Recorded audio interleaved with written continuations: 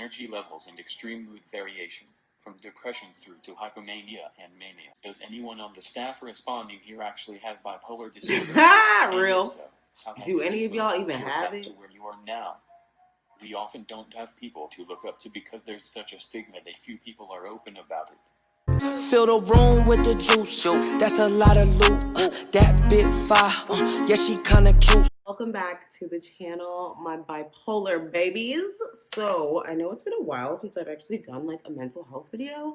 So I was like, let's do one immediately. And obviously I'm going to be eating. And guess what I have today? Fried mac and cheese balls. Yes, you heard me correct. Fried mac and cheese balls. So when I eat this delicious thing, I will bite into it and show you what the inside is looking like. Okay? Because wet. All right. Wet pussy. Ooh, it just smells so good. But anyways, let's hop in this video. Hop, hop, hop, hop, hop. Because we have to get in this. I'm like super curious to kind of know. First of all, how are you a bipolar disorder expert? Like, would that just mean you're a doctor? Or, I don't know. Let's hop in it. Ask Me Anything by Reddit top posts. We are bipolar disorder experts and scientists. Ask us anything for World Bipolar Day.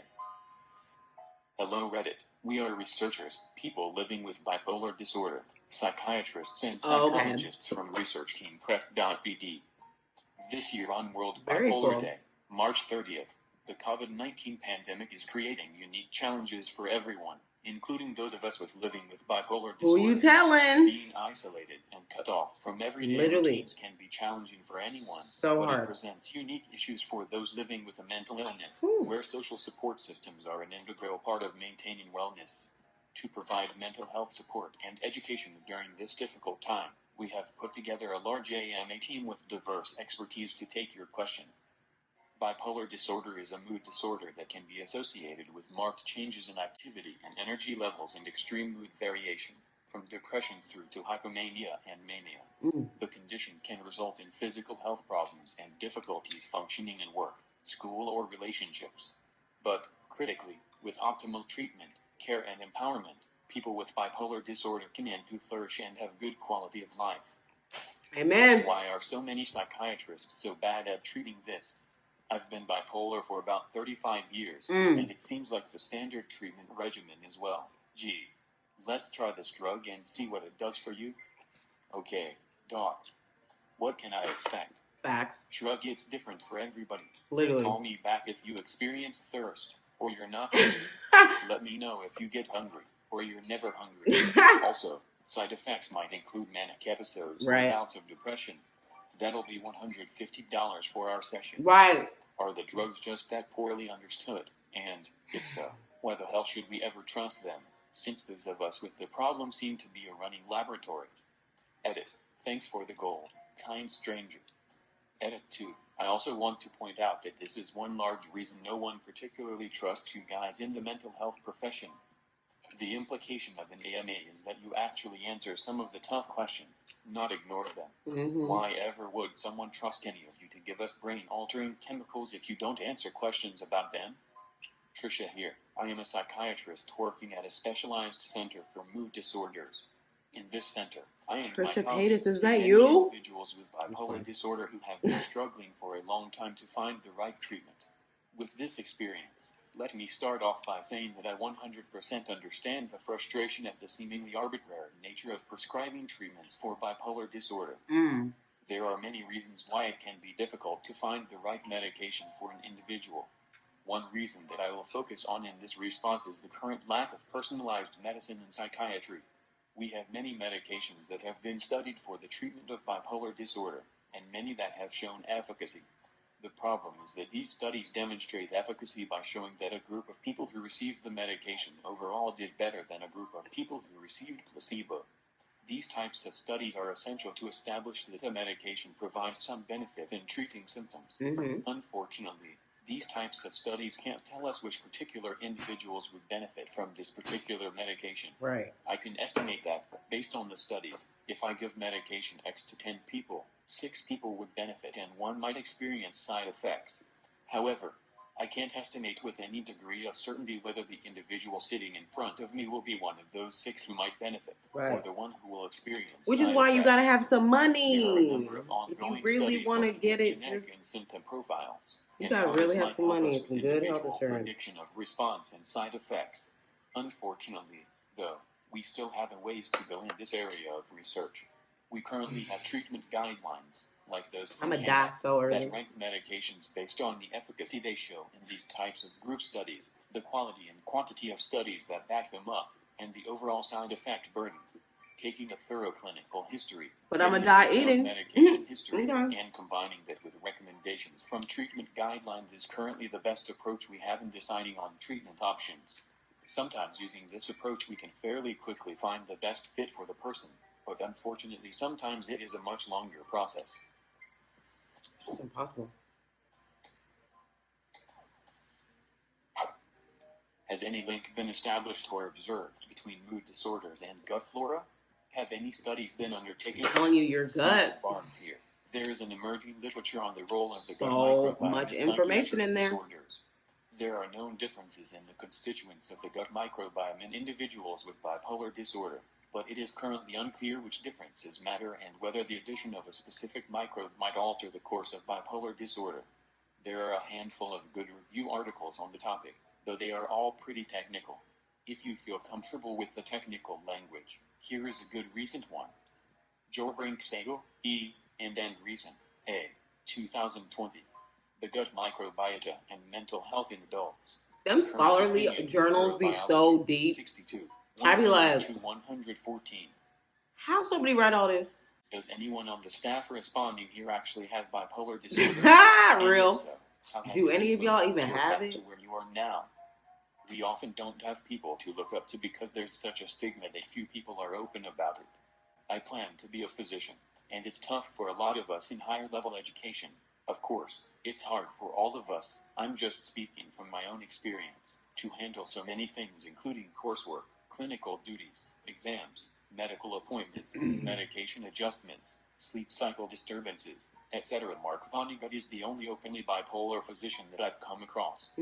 Stephen Barnes here. I have bipolar disorder type I, and talk about it Me openly too. both when teaching about psychiatric disorders and in general. As you can see, having bipolar disorder has had an immense impact on where I am and what I am doing, and probably vice versa. Some of those have been positive impacts, some negative. It continues to guide the choices I make in my career.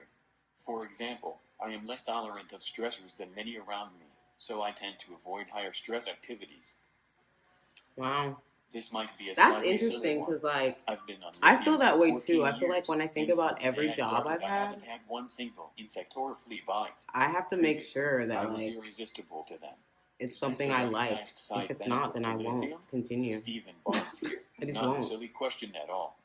Lithium does KLL mites. I'll never For take lithium. example, It's the just type too that strong for me, I KLL think. honeybees, and has deleterious effects on the larvae of certain mosquitoes, for example, Gross. the ones that cause yellow fever. However, I know of no studies that have looked at the incidence of insect bites in people who are on lithium. I have a huge question. Is it typical for bipolar disorder to get worse or develop new facets with age? Yes. I ask because as I've gotten older my symptoms have become worse, harder to control with medication, and over the last few years I've developed psychotic features that were never present before. Visual and audio hallucinations. Ooh, I can't seem to find any clear answers about this. that's scary. Stephen Barnes here. What we know about the natural progression of bipolar disorder is that, when left untreated, the mood episodes, that is, mania, depression, tends to become more severe and more frequent over time. We know much less about what happens with people who have been on mood stabilizers for an extended period of time, given that there are so many different mood stabilizers available and because it is hard to conduct the sorts of studies that would address the question. If you are seeing increases in the intensity of your symptoms, I would highly recommend you speak to your healthcare provider about this. And that's what I did because I couldn't do it. I said, oh, wondering what no, the no, link no, is no. between bipolar disorder and anxiety.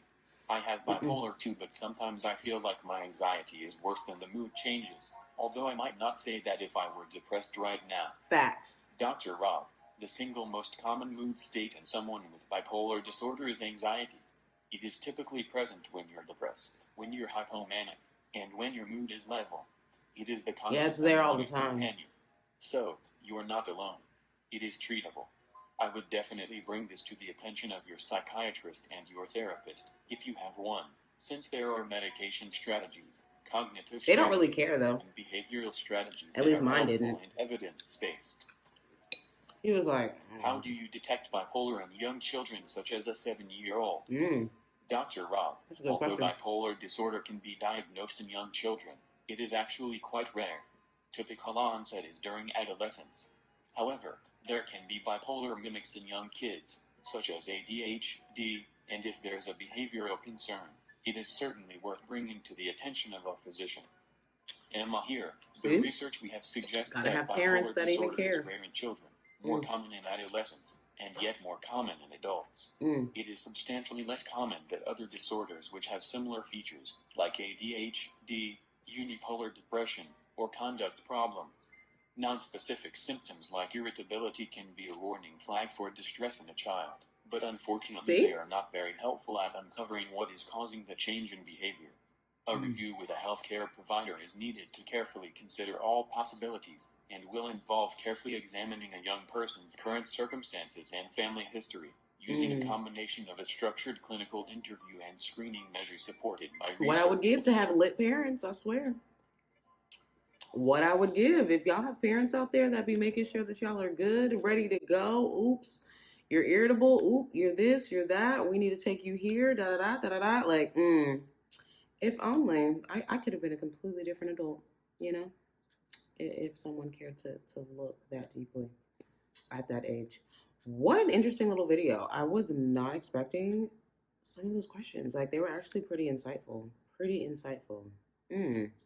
Anyways, guys, I'm about to take my bipolar medication and go to bed because I'm like not tired, but I'm restless. Like, I know that I need to sleep, but I haven't slept, if that makes sense. So I'm going to take my tail to bed, get these videos uploaded and ready to go, and just move on the next day.